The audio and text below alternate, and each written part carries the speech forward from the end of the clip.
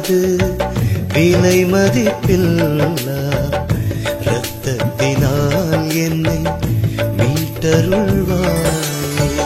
இயேசுவே உமது விலை மதிப்பில்லா இரத்தத்தினால் என்னை மீட்டருள்வாயே.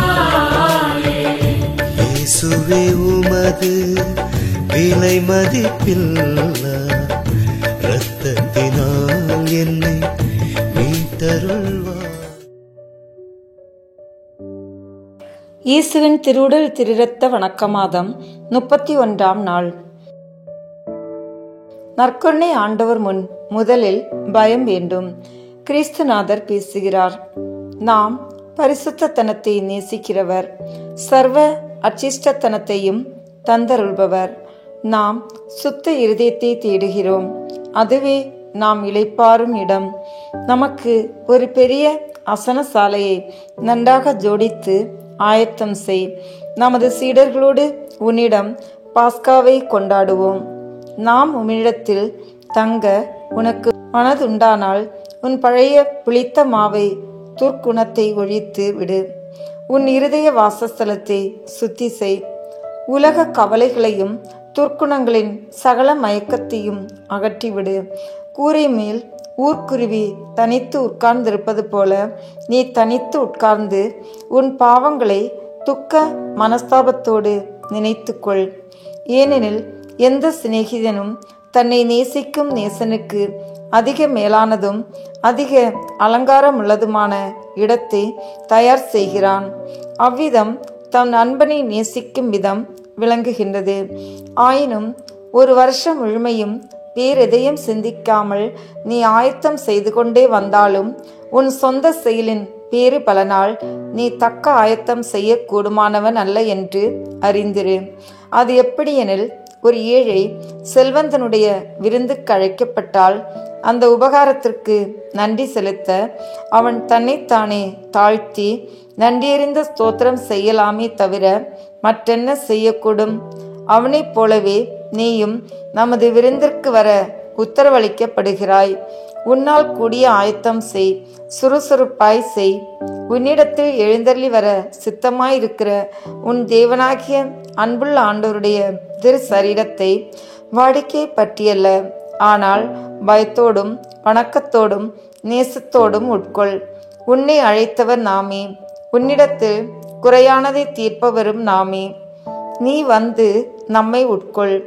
சிந்தனை: ஆண்டவர் கூறுவது நம் காதுகளுக்கு கேட்கிறதா? பயத்தோடும் வணக்கத்தோடும் நேசத்தோடும் உட்கொள் என்று திவ்ய நற்கருணை ஆண்டவரிடத்தில் முன்பிருந்த பயம் எங்கே? பக்தி எங்கே? தாழ்ச்சி எங்கே? விசுவாசம் எங்கே? நன்றி எங்கே? ஒரு கத்தோலிக்க கிறிஸ்தவன் மட்டும் நற்கருணை ஆண்டவரை கண்டுபிடித்து விட்டால் அவன் ஆன்மீக நிலையில் மட்டுமல்ல, சொந்த வாழ்க்கையிலும் ஒரு உயர்வான தலை சிறந்த இடத்திற்கு முன்னேறி விடுவான். ஆனால் கழுதை தேய்ந்து கட்டெரும்பு ஆன கதையாக விசுவாசம் தேய்ந்து, பயம் தேய்ந்து, பக்தி தேய்ந்து, தாழ்ச்சி தேய்ந்து நாளுக்கு நாள் பின்னோக்கி சென்று கொண்டிருக்கிறோம். சர்வீஸ்வரனை பற்றி பயம் இல்லாமல், பக்தி இல்லாமல், கண்ட ஆடை உடுத்தி கொண்டு, தலைக்கு முக்காடிடாமல், காலில் செருப்பை போட்டுக்கொண்டு, தாழ்ச்சி இல்லாமல் ஏதோ ஒரு பொருளை வாங்க வருவது போல் தலை கர்வத்தோடு, கைகளில் அல்லது இடது கையில் தகுந்த தயாரிப்பின்றி நன்றி கெட்டத்தனத்தோடு அவரை வாங்குவதால் தான் வேறு பயங்கள் நம்மை தொற்றிக் கொள்கிறது. நம் வாழ்க்கையை பற்றி, குடும்பத்தை பற்றி, நம் உடல் நிலையை பற்றி ஒவ்வொரு நாளும் ஒவ்வொரு நிமிடமும் பயந்து நடுங்கிக் கொண்டிருக்கிறோம். பயத்தோடு வாழ்ந்து கொண்டிருக்கிறோம். பயத்தை தீர்ப்பவரை பக்கத்தில் வைத்துக்கொண்டு பயத்தில் வாழ்கிறோம். ஆண்டவர் நம்மை பார்த்து கேள்வி கேட்கும் நாள் வரும் முன்னே திவ்ய நற்கருணை ஆண்டவரை நல்ல பாவ சங்கீர்த்தனம் செய்து தவுக தயாரிப்போடு முழந்தாளில் நின்று பயபக்தியோடு நாவில் வாங்குவோம்.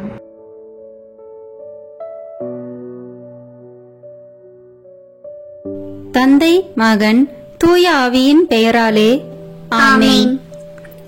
நம்பிக்கை அறிக்கை. விண்ணகத்தையும் மண்ணகத்தையும் படைத்த எல்லாம் வல்ல தந்தையாகிய கடவுளை நம்புகின்றேன். அவருடைய ஒரே மகனாகிய நம் ஆண்டவர் இயேசு கிறிஸ்துவை நம்புகின்றேன். இவர் தூய ஆவியாரால் கருவுற்று கன்னி மரியாவிடமிருந்து பிறந்தார். போதிய குலத்தின் அதிகாரத்தில் பாடுபட்டு சிலுவையில் அறையப்பட்டு இறந்து அடக்கம் செய்யப்பட்டார். பாதாளத்தில் இறங்கி 3ஆம் நாள் இறந்தோரிடமிருந்து உயிர்த்தெழுந்தார். விண்ணகத்திற்கு எழுந்தருளி எல்லாம் வல்ல தந்தையாகிய கடவுளின் வலப்பக்கத்தில் வீற்றிருக்கின்றார். அங்கிருந்து வாழ்வோருக்கும் இறந்தோருக்கும் தீர்ப்பு வழங்க வருவார். தூய ஆவியாரை நம்புகின்றேன். புனித கத்தோலிக்க திருஅவையை நம்புகின்றேன். புனிதர்களின் உறவு ஒன்றிப்பை நம்புகின்றேன்.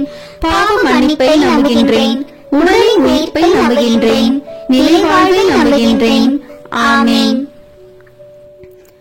விண்ணுலகில் இருக்கிற எங்கள் தந்தையே, உமது பெயர் தூயது என போற்ற பெறுக. உமது ஆட்சி வருக. உமது திருவுளம் விண்ணுலகில் நிறைவேறுவது போல மண்ணுலகிலும் நிறைவேறுக. எங்கள் அன்றாட உணவை இன்று எங்களுக்கு தாரும். எங்களுக்கு எதிராக குற்றம் செய்வோரை நாங்கள் மன்னிப்பது போல எங்கள் குற்றங்களை மன்னியும்.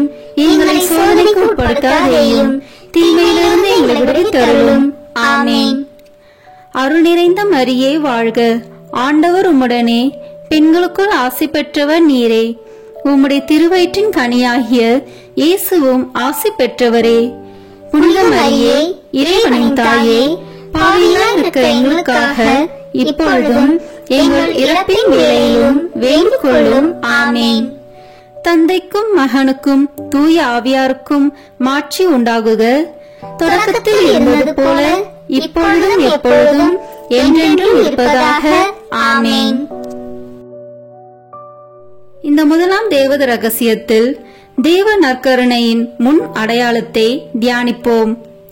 தண்ணீரை திராட்சை ரசமாக மாற்றிய புதுமை. யோவான் எழுதிய நற்செய்தியிலிருந்து வாசகம். அதிகாரம் 2, இறை வார்த்தைகள் 1 முதல் 11 வரை. கானாவில் திருமணம். 3ஆம் நாள் கலிலியாவில் உள்ள கானாவில் திருமணம் ஒன்று நடைபெற்றது. இயேசுவின் தாயும் அங்கு இருந்தார். இயேசுவும் அவருடைய சீடரும் அத்திருமணத்திற்கு அழைப்பு பெற்றிருந்தனர். திருமண விழாவில் திராட்சை ரசம் தீர்ந்து போகவே இயேசுவின் தாய் அவரை நோக்கி, திராட்சை ரசம் தீர்ந்துவிட்டது என்றார். இயேசு அவரிடம், அம்மா, அதை பற்றி நாம் என்ன செய்ய முடியும்? எனது நேரம் இன்னும் வரவில்லையே என்றார். இயேசுவின் தாய் பணியாளரிடம், அவர் உங்களுக்கு சொல்வதெல்லாம் செய்யுங்கள் என்றார். யூதரின் தூய்மை சடங்குக்கு தேவையான 6 கல் தொட்டிகள் அங்கே இருந்தன. அவை ஒவ்வொன்றும் 2-3 குடம் தண்ணீர் கொள்ளும். இயேசு அவர்களிடம், இத்தொட்டிகளில் தண்ணீர் நிரப்புங்கள் என்று கூறினார். அவர்கள் அவற்றை விளிம்பு வரை நிரப்பினார்கள். பின் அவர், இப்போது முண்டு பந்தி மேற்பார்வையாளரிடம் கொண்டு போங்கள் என்று அவர்களிடம் கூறினார். அவர்களும் அவ்வாறே செய்தார்கள். பந்தி மேற்பார்வையாளர் திராட்சை ரசமாய் மாறியிருந்த தண்ணீரை சுவைத்தார். அந்த ரசம் எங்கிருந்து வந்தது என்று அவருக்கு தெரியவில்லை. தண்ணீர் மொண்டு வந்த பணியாளருக்கே தெரிந்திருந்தது. ஆகையால் பந்தி மேற்பார்வையாளர் மணமகனை கூப்பிட்டு, எல்லோரும் நல்ல திராட்சை ரசத்தை முதலில் பரிமாறுவர். யாவரும் விருப்பம் போல குடித்த பின் தரம் குறைந்த ரசத்தை பரிமாறுவர். நீர் நல்ல ரசத்தை இதுவரை பரிமாறாமல் ஏன் வைத்திருந்தீர் என்று கேட்டார். இதுவே இயேசு செய்த முதல் அரும் அடையாளம். இது கலிலியாவில் உள்ள கானாவில் நிகழ்ந்தது. இதன் வழியாக அவர் தம் மாட்சியை வெளிப்படுத்தினார். அவருடைய சீடரும் அவரிடம் நம்பிக்கை கொண்டனர். ஆண்டவரின் அருள்வாக்கு. இறைவனுக்கு நன்றி. இதிலிருந்து நாம் கடைபிடிக்க வேண்டிய புண்ணியம், பங்கேற்பு மற்றும் ஈடுபாடு. விண்ணுலகில் இருக்கிற எங்கள் தந்தையே, உமது பெயர் தூயது என போற்ற பெறுக. உமது ஆட்சி வருக. உமது திருவுளம் விண்ணுலகில் நிறைவேறுவது போல மண்ணுலகிலும் நிறைவேறுக. எங்கள் அன்றாட உணவை இன்று எங்களுக்கு தாரும். எங்களுக்கு எதிராக குற்றம் செய்வோரை நாங்கள் மன்னிப்பது போல எங்கள் குற்றங்களை மன்னியும். எங்களை சோதனைக்கு உட்படுத்தாதேயும், தீமையிலிருந்து எங்களை விடுவித்தருளும். ஆமேன். அருள் நிறைந்த மரியே வாழ்க, ஆண்டவர் உம்முடனே, பெண்களுக்குள் ஆசி பெற்றவர் நீரே. உம்முடைய திருவயிற்றின் கனியாகிய இயேசுவும் ஆசி பெற்றவரே. புனித மரியே, இறைவனின் தாயே, பாவிகளாய் இருக்கிற எங்களுக்காக இப்பொழுதும் எங்கள் இறப்பின் வேளையிலும் வேண்டிக் கொள்ளும். ஆமேன். நித்திய ஸ்துதிக்குரிய பரிசுத்த நற்கருணைக்கு பக்தியாய் ஆராதனை எத்திசையும் புரிவோம். நித்திய ஸ்துதிக்குரிய பரிசுத்த நற்கருணைக்கு பக்தியாய் ஆராதனை எத்திசையும் புரிவோம். நித்திய ஸ்துதிக்குரிய பரிசுத்த நற்கருணைக்கு பக்தியாய் ஆராதனை எத்திசையும் புரிவோம். தந்தைக்கும் மகனுக்கும் தூய ஆவியாருக்கும் மாட்சி உண்டாகுக. தொடக்கத்தில் இருந்தது போல இப்பொழுதும் எப்பொழுதும் என்றென்றும் இருப்பதாக. ஆமேன். இரண்டாம் தேவ ரகசியத்தில் தேவ நற்கருணையை வாக்களித்ததை தியானிப்போம். 5 அப்பம் பழுகியது.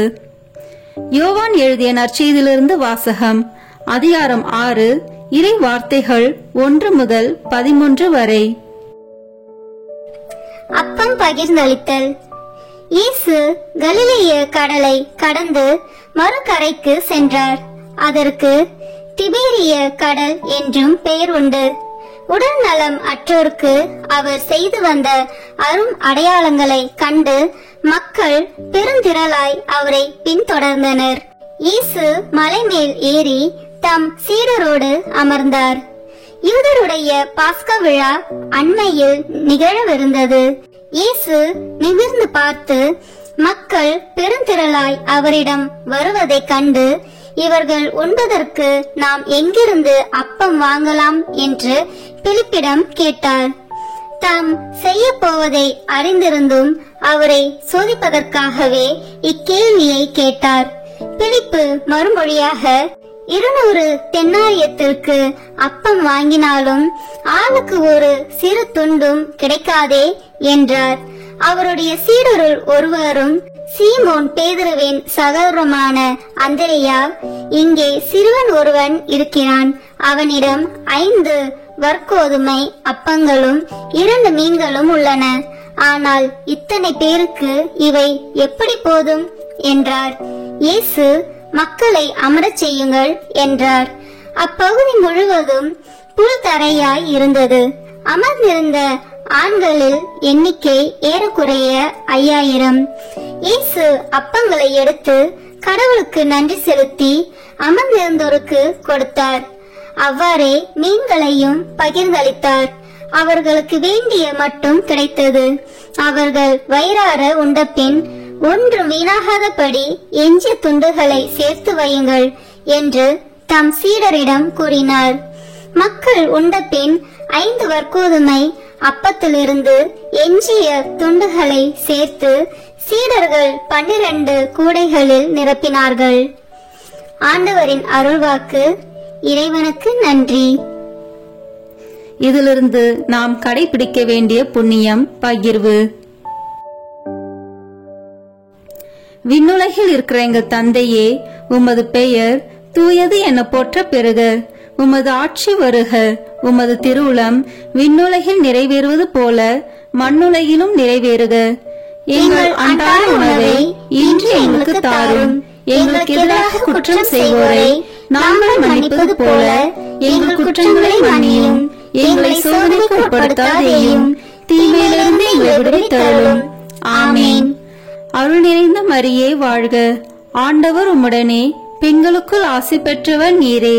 உம்முடைய திருவயிற்றின் கனியாகிய இயேசுவும் ஆசி பெற்றவரே. புனித மரியே, இறைவனின் தாயே, பாவிகளாய் இருக்கிற எங்களுக்காக இப்பொழுதும் எங்கள் இறப்பின் வேளையிலும் வேண்டிக் கொள்ளும். ஆமேன். நித்திய ஸ்துதிக்குரிய பரிசுத்த நற்கருணைக்கு பக்தியாய் ஆராதனை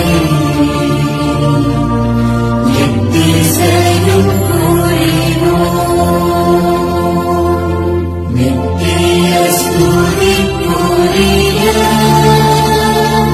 பரிசுத்த நற்கருணைக்கு பக்தியாய் ஆராதனை எத்திசையும் புரிவோம். நித்திய ஸ்துதிக்குரிய பரிசுத்த நற்கருணைக்கு பக்தியாய் ஆராதனை எத்திசையும் புரிவோம். தந்தைக்கும் மகனுக்கும் தூய ஆவியாருக்கும் மாட்சி உண்டாகுக. தொடக்கத்தில் இருந்தது போல இப்பொழுதும் எப்பொழுதும் என்றென்றும் இருப்பதாக. ஆமேன். இந்த மூன்றாம் தேவ ரகசியத்தில் தேவ நற்கருணையை நிறுவியதை தியானிப்போம். கடைசி உணவு. மார்க்க நற்செய்தியிலிருந்து வாசகம். அதிகாரம் 14, இறை வார்த்தைகள் 22 முதல் 25 வரை. ஆண்டவரின் திருவிருந்து. அவர்கள் உண்டு கொண்டிருந்த பொழுது அவர் அப்பத்தை எடுத்து கடவுளை போற்றி அதை பிட்டு அவர்களுக்கு கொடுத்து, இதை பெற்றுக்கொள்ளுங்கள், இது எனது உடல் என்றார். பின்பு அவர் கிண்ணத்தை எடுத்து கடவுளுக்கு நன்றி செலுத்தி அவர்களுக்கு கொடுத்தார். அனைவரும் அதிலிருந்து பருகினர். அப்பொழுது அவர் அவர்களிடம், இது எனது உடன்படிக்கையின் இரத்தம், பலருக்காக சிந்தப்படும் இரத்தம். இனிமேல் இறையாட்சி வரும் அந்நாளில்தான் நான் திராட்சை பழ ரசத்தை குடிப்பேன். அதுவரை ஒருபோதும் குடிக்க மாட்டேன் என உறுதியாக உங்களுக்கு சொல்கிறேன் என்றார். ஆண்டவரின் அருள்வாக்கு. இறைவனுக்கு நன்றி. இந்த வாசகத்திலிருந்து நாம் கடைபிடிக்க வேண்டிய புண்ணியம் சுய தியாகம். விண்ணுலகில் இருக்கிற எங்கள் தந்தையே, உமது பெயர் தூயது என போற்ற பெறுக. உமது ஆட்சி வருக. உமது திருவுளம் விண்ணுலகில் நிறைவேறுவது போல மண்ணுலகிலும் நிறைவேறுக. எங்கள் அன்றாட உணவை இன்று எங்களுக்கு தாரும். எங்களுக்கு எதிராக குற்றம் செய்வோரை நாங்கள் மன்னிப்பது போல எங்கள் குற்றங்களை மன்னியும். எங்களை சோதனைக்கு உட்படுத்தாதேயும், தீமையிலிருந்து எங்களை விடுவித்தருளும். ஆமேன். அருள் நிறைந்த மரியே வாழ்க, ஆண்டவர் உம்முடனே, பெண்களுக்குள் ஆசி பெற்றவர் நீரே. உம்முடைய திருவயிற்றின் கனியாகிய இயேசுவும் ஆசி பெற்றவரே. புனித மரியே, இறைவனின் தாயே, பாவிகளாய் இருக்கிற எங்களுக்காக இப்பொழுதும் எங்கள் இறப்பின் வேளையிலும் வேண்டிக் கொள்ளும். ஆமேன். நித்திய ஸ்துதிக்குரிய பரிசுத்த நற்கருணைக்கு பக்தியாய் ஆராதனை எத்திசையும் புரிவோம். நித்திய ஸ்துதிக்குரிய பரிசுத்த நற்கருணைக்கு பக்தியாய் ஆராதனை எத்திசையும் புரிவோம். நித்திய ஸ்துதிக்குரிய பரிசுத்த நற்கருணைக்கு பக்தியாய் ஆராதனை எத்திசையும் புரிவோம். தந்தைக்கும் மகனுக்கும் தூய ஆவியாருக்கும் மாட்சி உண்டாகுக. தொடக்கத்தில் இருந்தது போல இப்பொழுதும் எப்பொழுதும் என்றென்றும் இருப்பதாக. ஆமேன். நான்காம் தேவ ரகசியத்தில் தேவ நற்கருணையை கொண்டாடியதை தியானிப்போம். எம்மாவு சீடர்கள். லூக்கா நற்செய்தியிலிருந்து வாசகம். அதிகாரம் 24, இறை வார்த்தைகள் 13 முதல் 35 வரை. எம்மாவு வழியில் சீடரை சந்தித்தல். அதே நாளில் சீடர்களுள் இருவர் எருசலேமிலிருந்து ஏறத்தாழ 12 கிலோமீட்டர் தொலைவில் உள்ள ஓர் ஊருக்கு சென்று கொண்டிருந்தனர். அவ்வூரின் பெயர் எம்மாவு. அவர்கள் இந்நிகழ்ச்சிகள் அனைத்தையும் குறித்து ஒருவரோடு ஒருவர் உரையாடிக் கொண்டே சென்றார்கள். இப்படி அவர்கள் உரையாடிக் கொண்டும் வினவிக் கொண்டும் சென்ற போது இயேசு நெருங்கி வந்து அவர்களோடு நடந்து சென்றார். ஆனால் அவர் யார் என்று அறிந்து உணர முடியாதவாறு அவர்கள் கண்கள் மறைக்கப்பட்டிருந்தன. அவர் அவர்களை நோக்கி, வழி நெடுகிலும் நீங்கள் ஒருவரோடு ஒருவர் பேசிக் கொண்டிருப்பது என்ன என்று கேட்டார். அவர்கள் முகவாட்டத்தோடு நின்றார்கள். அவர்களுள் கிளையோப்பா என்னும் பெயருடைய ஒருவர் அவரிடம் மறுமொழியாக, எருசலேமில் தங்கியிருப்பவர்களுள் உமக்கு மட்டும்தான் இந்நாளில் நிகழ்ந்தவை தெரியாதோ என்றார். அதற்கு அவர் அவர்களிடம், என்ன நிகழ்ந்தது என்று கேட்டார். அவர்கள் அவரிடம், நாசரேத்து இயேசுவை பற்றியே தான் பேசுகின்றோம். அவர் கடவுளுக்கும் மக்கள் எல்லோருக்கும் முன்பாக சொல்லிலும் செயலிலும் வல்ல இறைவாக்கினராக திகழ்ந்தார். அவர் இஸ்ரேலை மீட்கப் போகிறார் என்று நாங்கள் எதிர்பார்த்திருந்தோம். ஆனால் தலைமை குருக்களும் ஆட்சியாளர்களும் அவருக்கு மரண தண்டனை விதித்து சிலுவையில் அறைந்தார்கள். இவையெல்லாம் நிகழ்ந்து இன்றோடு 3 நாட்கள் ஆகின்றன. ஆனால் இன்று எங்களை சேர்ந்த பெண்களுள் சிலர் எங்களை மலைப்புக்குள்ளாக்கினர். அவர்கள் விடியற் காலையில் கல்லறைக்கு சென்றார்கள். அவருடைய உடலை காணாது திரும்பி வந்து வானதூதர்களை கண்டதாகவும் இயேசு உயிரோடு இருக்கிறார் என்று அவர்கள் கூறியதாகவும் சொன்னார்கள். எங்களோடு இருந்தவர்களுள் சிலரும் கல்லறைக்கு சென்று அப்பெண்கள் சொன்னவாறே இருக்க கண்டனர். ஆனால் அவர்கள் இயேசுவை காணவில்லை என்றார்கள். இயேசு அவர்களை நோக்கி, அறிவிலிகளே, இறைவாக்கினர் உரைத்த எல்லாவற்றையும் நம்ப இயலாத மந்த உள்ளத்தினரே, மெசியா நாம் மாட்சி அடைவதற்கு முன் இத்துன்பங்களை பட வேண்டுமல்லவா என்றார். மேலும் மோசே முதல் இறைவாக்கினர் வரை அனைவரின் நூல்களிலும் தம்மை குறித்து எழுதப்பட்ட யாவற்றையும் அவர் அவர்களுக்கு விளக்கினார். அவர்கள் தாங்கள் போக வேண்டிய ஊரை நெருங்கி வந்தார்கள். அவரோ அதற்கு அப்பால் போகிறவர் போல காட்டிக்கொண்டார். அவர்கள் அவரிடம், எங்களோடு தங்கும், ஏனெனில் மாலை நேரம் ஆயிற்று, பொழுதும் போயிற்று என்று கூறி கட்டாயப்படுத்தி அவரை இணங்க வைத்தார்கள். அவர் அங்கு தங்குமாறு அவர்களோடு சென்றார். அவர்களோடு அவர் பந்தியில் அமர்ந்திருந்த போது அப்பத்தை எடுத்து கடவுளை போற்றி பிட்டு அவர்களுக்கு கொடுத்தார். அப்போது அவர்கள் கண்கள் திறந்தன. அவர்களும் அவரை அடையாளம் கண்டு கொண்டார்கள். உடனே அவர் அவர்களிடமிருந்து மறைந்து போனார். அப்போது அவர்கள் ஒருவரை ஒருவர் நோக்கி, வழியிலே அவர் நம்மோடு பேசி மறைநூலை விளக்கும் போது நம் உள்ளம் பற்றி எரியவில்லையா என்று பேசிக்கொண்டார்கள். அந்நேரமே அவர்கள் புறப்பட்டு எருசலேமுக்கு திரும்பி போனார்கள். அங்கே 11 அவர்களோடு இருந்தவர்களுள் குழுமி இருக்க கண்டார்கள். அங்கிருந்தவர்கள், ஆண்டவர் உண்மையாகவே உயிருடன் எழுப்பப்பட்டார், அவர் சீமோனுக்கு தோற்றம் அளித்துள்ளார் என்று சொன்னார்கள். அவர்கள் வழியில் நிகழ்ந்தவற்றையும் அவர் அப்பத்தை பிட்டு கொடுக்கும்போது அவரை கண்ணுணர்ந்து கொண்டதையும் அங்கிருந்தவர்களுக்கு எடுத்துரைத்தார்கள். ஆண்டவரின் அருள்வாக்கு. இறைவனுக்கு நன்றி. இந்த வாசகத்திலிருந்து நாம் கடைபிடிக்க வேண்டிய புண்ணியம் தோழமை. விண்ணுலகில் இருக்கிற எங்கள் தந்தையே, உமது பெயர் தூயது என போற்ற பெறுக. உமது ஆட்சி வருக. உமது திருவுளம் விண்ணுலகில் நிறைவேறுவது போல மண்ணுலகிலும் நிறைவேறுக.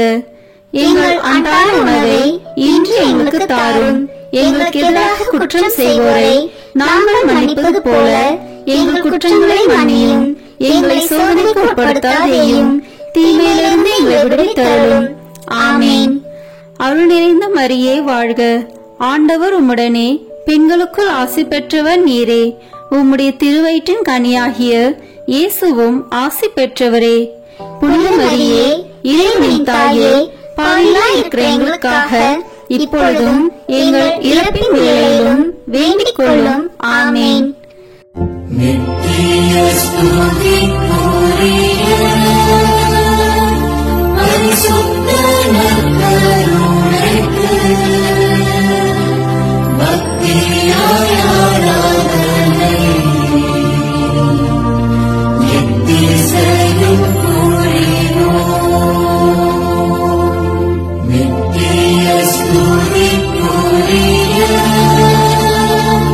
பரிசுத்த நற்கருணைக்கு பக்தியாய் ஆராதனை எத்திசையும் புரிவோம்.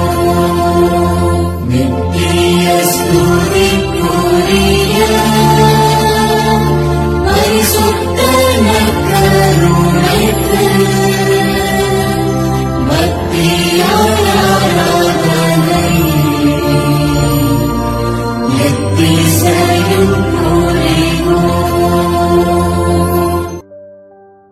தந்தைக்கும் மகனுக்கும் தூய ஆவியாருக்கும் மாட்சி உண்டாகுக. தொடக்கத்தில் இருந்தது போல இப்பொழுதும் எப்பொழுதும் என்றென்றும் இருப்பதாக. ஆமேன். ஐந்தாம் தேவ ரகசியம். இன்று தேவ நற்கருணையில் இயேசுவின் பிரசனம். உலகம் முடியும் வரை எந்நாளும் உங்களோடு இருக்கிறேன். மத்தேயு எழுதிய நற்செய்தி நூலிலிருந்து வாசகம். அதிகாரம் 28, இறை வார்த்தைகள் 16 முதல் 20 வரை. இயேசு சீடருக்கு கட்டளை கொடுத்து அனுப்புதல். 11 சீடர்களும் இயேசு தங்களுக்கு பணித்தபடியே கலிலேயாவில் உள்ள ஒரு மலைக்கு சென்றார்கள். அங்கே அவரை கண்டு பணிந்தார்கள். சிலரோ ஐயமுற்றார்கள்.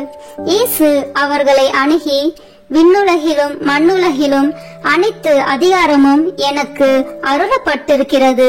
எனவே நீங்கள் போய் எல்லா மக்களினத்தாரையும் சீடராக்குங்கள். தந்தை, மகன், தூய ஆவியார் பெயரால் திருமுழுக்கு கொடுங்கள். நான் உங்களுக்கு கட்டளையிட்ட யாவையும் அவர்களுக்கு கடைபிடிக்கும்படி கற்பியுங்கள். இதோ, உலக முடியும் வரை எந்நாளும் நான் உங்களுடன் இருக்கின்றேன் என்று கூறினார். ஆண்டவரின் அருள்வாக்கு. இறைவனுக்கு நன்றி. இதிலிருந்து நாம் கடைபிடிக்க வேண்டிய புண்ணியம் சேவை. விண்ணுலகில் இருக்கிற எங்கள் தந்தையே, உமது பெயர் தூயது என போற்ற பெறுக. உமது ஆட்சி வருக. உமது திருவுளம் விண்ணுலகில் நிறைவேறுவது போல மண்ணுலகிலும் நிறைவேறுக. எங்கள் அன்றாட உணவை இன்று எங்களுக்கு தாரும். எங்களுக்கு எதிராக குற்றம் செய்வோரை நாங்கள் மன்னிப்பது போல எங்கள் குற்றங்களை மன்னியும். எங்களை சோதனைக்கு உட்படுத்தாதேயும், தீமையிலிருந்து எங்களை விடுவித்தருளும். ஆமேன். அருள் நிறைந்த மரியே வாழ்க. ஆண்டவர் உம்முடனே, பெண்களுக்குள் ஆசி பெற்றவர் நீரே. உம்முடைய திருவயிற்றின் கனியாகிய இயேசுவும் ஆசி பெற்றவரே. புனித மரியே, இறைவனின் தாயே, பாவிகளாய் இருக்கிற எங்களுக்காக இப்பொழுதும் எங்கள் இறப்பின் வேளையிலும் வேண்டிக் கொள்ளும். ஆமேன். நித்திய ஸ்துதிக்குரிய பரிசுத்த நற்கருணைக்கு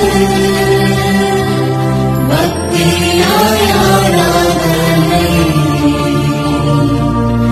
எத்திசையும் புரிவோம். நித்திய ஸ்துதிக்குரிய பரிசுத்த நற்கருணைக்கு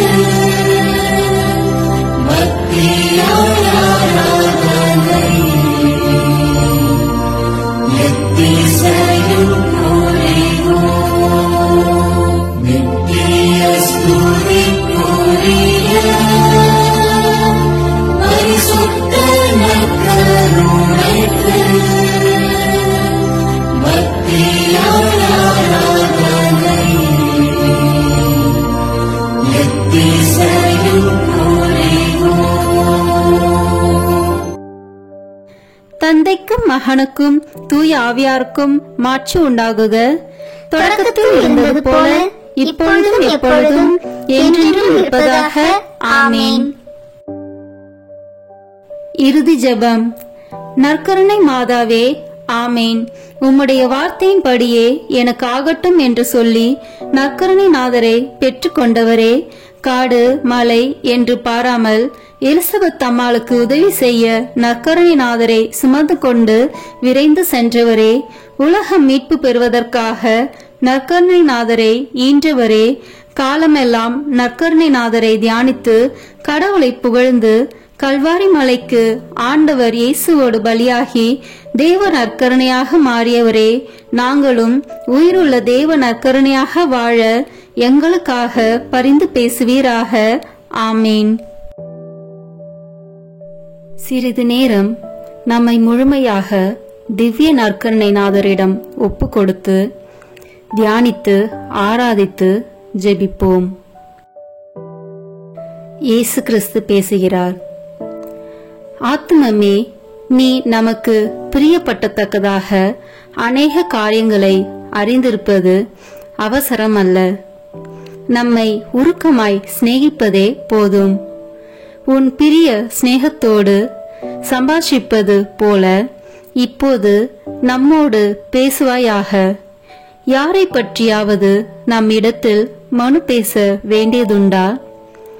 உன் உற்றார் உறவின் முறையார் சகோதரர் சகோதரிகளுடைய பேரென்ன? அவர்களின் ஒவ்வொருவருக்கும் நாம் என்ன செய்ய வேண்டுமென்கிறாய்? அவர்களுக்கு வேண்டிய காரியங்களை எல்லாம் நம்மிடத்தில் கேள்.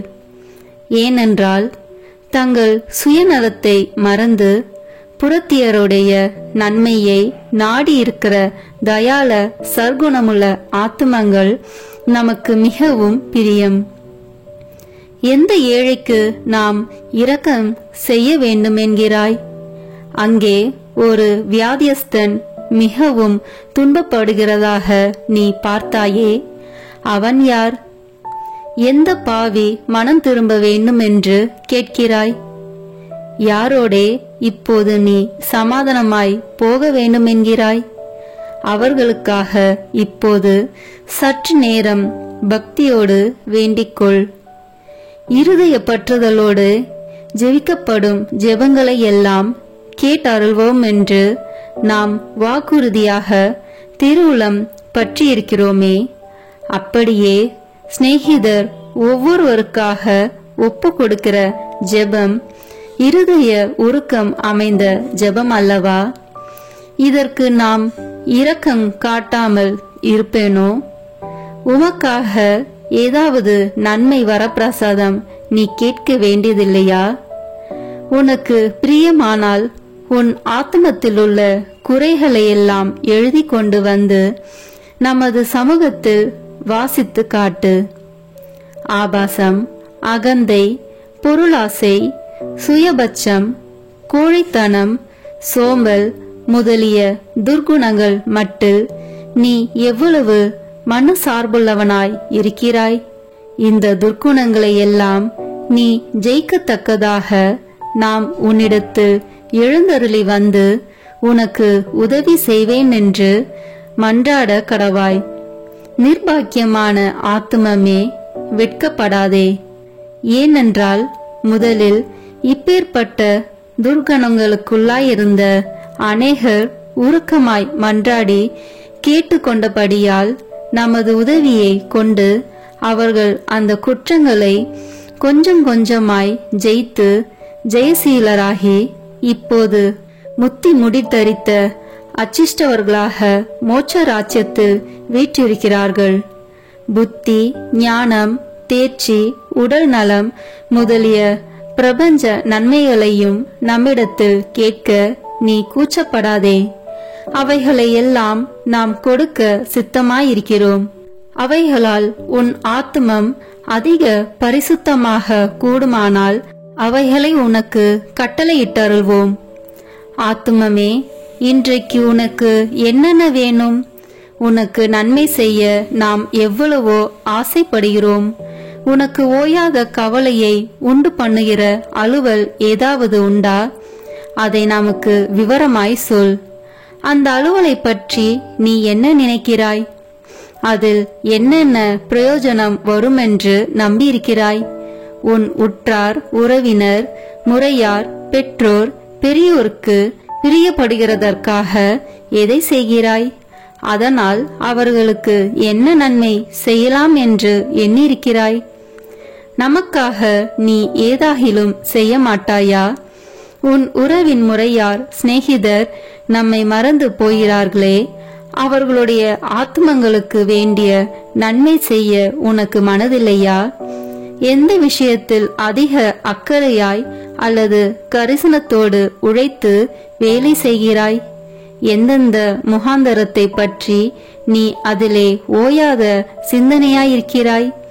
அதற்காக நீ பிரயோகித்து கொள்ள நினைக்கும் உபாயங்கள் என்ன? உனது சுக துக்கங்களையும் சலிப்பு சஞ்சலங்களையும் நமக்கு சொல்லி காட்டு. அவற்றின் காரணத்தை உனக்கு விளக்கி காண்பிப்போம். உன் ஏற்பாடு பிரயத்தனங்களில் யாருடைய உதவியை நீ கோரிக்கையாயிருக்கிறாய்? சகல இதயங்களுக்கும் எஜமான் நாம அல்லவா? நமது இஷ்டம் போல் அவைகளை படிப்படியாய் இலகி வசப்படுத்துவோம். உன் கோரிக்கை பிரயத்தனங்களுக்கு உதவியானவர்களை உன் கிட்டே கொண்டு வந்து விடுவோம். ஆத்துமமே, உனக்கு ஏதாவது தொல்லை தொந்தரவுகள் உண்டா? அதன் விவரத்தை நமக்கு வெளிப்படுத்து. நீ ஏன் சலிப்பாயிருக்கிறாய்? உனக்கு கஷ்டி வருவிப்பது யார்? உன்னை நிந்தைக்கு வேதனைப்படுத்தியவர் யார்? உன் அகந்தையை குத்தி காயப்படுத்தினது யார்? அப்படிப்பட்டவர்கள் எல்லாரும் நீ பொறுத்தல் கொடுக்கிறாய் என்றும் அந்த குறைகளை முழுவதும் மறந்து விடுவாய் என்றும் உறுதியாய் சொல்லி அவர்களுக்காக வேண்டிக்கொள். நாமும் உன்னை ஆசீர்வதிப்போம். உனக்கு கலக்கம் வருகிற தந்திர சோதனைகள் ஏதாவது உண்டா? காரணமில்லாத பயம் சில விசை உன் இருதயத்தை கலங்கி அடிக்கிறதா? ஆத்மமே, பயப்படாதே. நமது பேரில் நம்பிக்கையாயிரு. நாம் உன்னிடத்திலிருந்து வாசம் பண்ணுகிறோம். அங்கே நடக்கிற விஷயங்களை எல்லாம் நாம் அறிந்திருக்கிறோம். நாம் உனக்கு உதவி செய்வோம். தைரியமாயிரு. உன் சிநேகிதர் என்று வெறும் பேர் படைத்து குறை பேசி உனக்கு வஞ்சனை செய்கிறவர்கள் உண்டா? அவர்களுக்காகவும் வேண்டிக்கொள். உன் மன ஆறுதலுக்கு அவசரமாகில் அவர்கள் மனதை மாற்றி யதார்த்தவாதிகளாக்குவோம். நமக்கு சொல்லத்தக்கும் சந்தோஷ விசேஷ ஒன்றுமில்லையா? உன்னோடே நாமும் மகிழத்தக்கதாக அந்த விசேஷங்கள் நமக்கு சொல்லக்கூடாதா? நேற்றைய தினம் முதல் உனக்கு நேரிட்ட சந்தோஷ விசேஷங்களை நமக்கு வெளிப்படுத்து. நீ நினையாத சமயத்தில் உன்னை சந்திக்க வந்த ஒரு சிநேகிதரால் நீ அடைந்த சந்தோஷமும் உனக்கிருந்த அச்சம் சலிப்புகள் நீங்கி உனக்கு உண்டான ஆறுதல் அகமகிழ்ச்சியும் சிநேகமேரையாய் உனக்கு கிடைத்த கடிதமும் சந்திப்பு சமான்களால் வந்த அக்களிப்பும் இவைகளெல்லாம் நம்மாலேதான் உனக்கு அனுப்பப்பட்டன. ஆத்துமமே, இவைகளுக்காக நீ ஏன் நன்றியறிதல் காண்பிக்கிறதில்லை? சுவாமி, நன்றி அறிந்திருக்கிறேன்.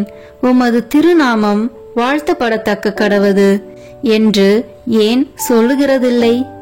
நன்றி அறிதல் அதிகமான நன்மையை விளைவிக்குமே. உபகாரம் மறைக்கப்படாதிருப்பதை காண்பது உபகாரிக்கு அதிக உதார குணத்தை வருவிக்கும் அல்லவா? நமக்கு நீ செய்ய விரும்பும் வாக்கு தத்தங்கள் ஏதாவது உண்டா? உன் இருதய அந்தரங்களெல்லாம் நமக்கு நன்றாய் தெரிந்திருக்கிறது. பிறரை நீ எய்த்து போட்டாலும் உன் ஆண்டவராகிய நம்மை எய்க்க முடியாது. ஆகையால் ஆத்மமே, உன்னை யதார்த்தத்துடன் நமது சமூகத்தில் சஞ்சரிப்பாயாக. அந்த பாவ சமயத்தை விலக்கிவிட தீர்மானித்திருக்கிறாயா? உன் ஆத்துமத்துக்கு பொல்லாயிருக்கிற அந்த பொருளை விட்டு விடுவாயா? உன் மனரூபிகரத்தை வீணாய் குழப்பிக் கொண்டிருக்கிற அந்த கெட்ட புத்தகத்தை இனி வாசியாமல் தள்ளி போடுவாயா? உன் ஆத்தும சமாதானத்துக்கு விக்னமாயிருக்கிற இன்னிராருடைய சகவாசத்தை விட்டு விடுவாயா? உனக்கு பொல்லாப்பு செய்கிறவர்களுக்கு எப்படி தயை சந்தகுணம் காண்பிக்க வேண்டுமென்று நம்மிடத்தில் கற்றறிந்து கொள். ஆத்துமமே, உனக்கு ஆசீர்வாதம். இப்போது நீ போய் உன் வேலைகளை செய். ஒழுங்கு போல் மௌனமாயிரு, அடக்க ஒடுக்கமாயிரு, கீழ்ப்படிதல் உள்ளவனாயிரு, பிற சிநேகம் உள்ளவனாயிரு. அமலோற்பவ மாதாவை அதிக அன்போடு நேசித்திரு.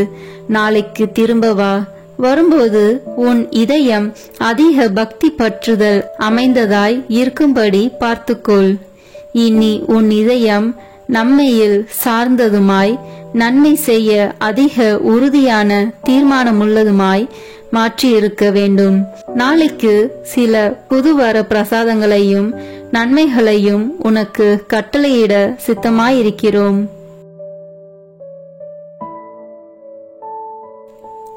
ஜெபிப்போமாக.